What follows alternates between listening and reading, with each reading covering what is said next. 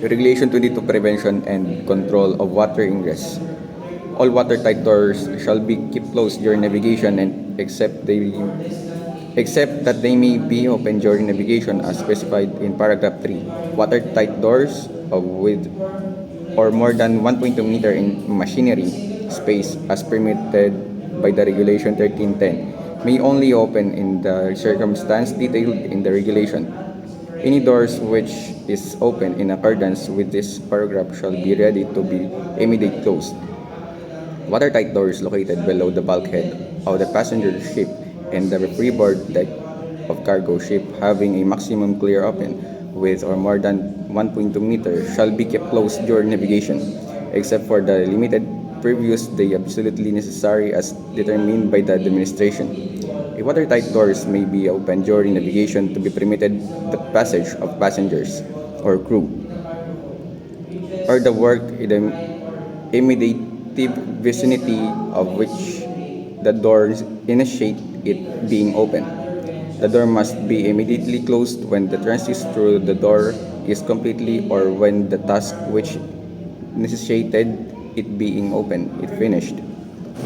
The administration shall authorize that such a watertight doors may be opened during navigation only after careful consideration of the impact on shipboard operation and survivability, taking into account guidance issued by the organization.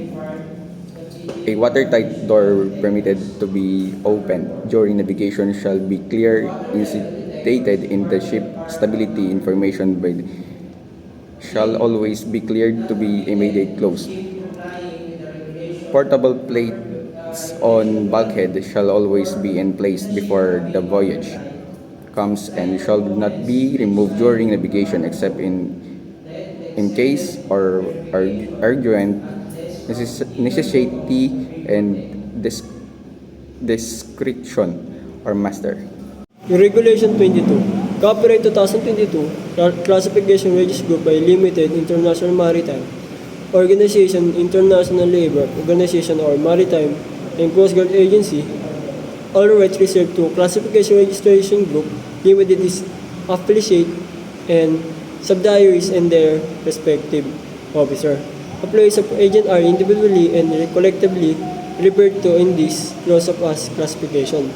Registered classification register assumes to no responsibility and shall not be liable to any person for any loss, damage, or expense caused by reliance on the document of however provided unless that person has signed classification register to entity for the provision of this information for advice, and in that case any responsibility of liability in exclusively on the term of conditions set out in that contract.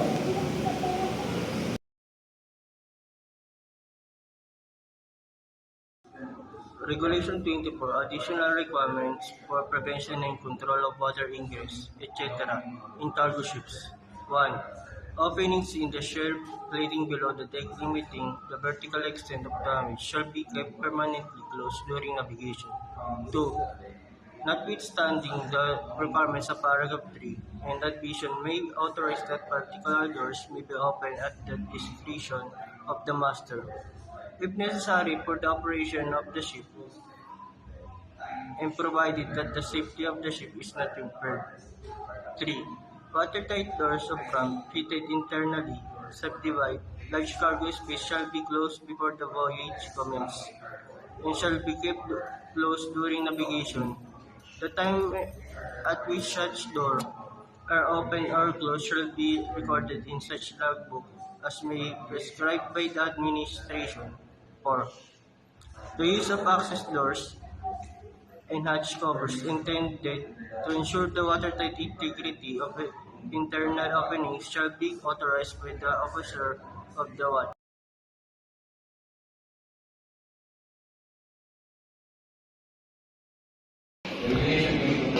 Regulation 25, Water level detectors on a single horde cargo ship other than bulk carriers.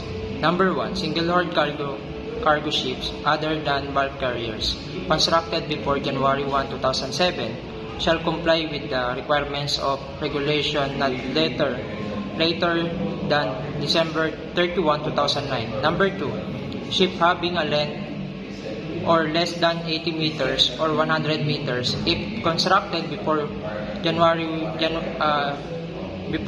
July 1, 1998, and a single cargo hold below the freeboard deck or cargo hold below the freeboard deck which are not separated by the less one bulkhead, made waterlight up to down deck, shall be fitted in chassis space or spaces with the water level detectors.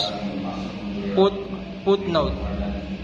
Number 3, the water level detectors required by paragraph number 2 give an audible or visual alarm the navigation bridge which the water level above the inner bottom in the cargo hold reaches a height or not less than 0.03 meters, and another when chest level reaches not more than 15% of the mean depth of cargo hold.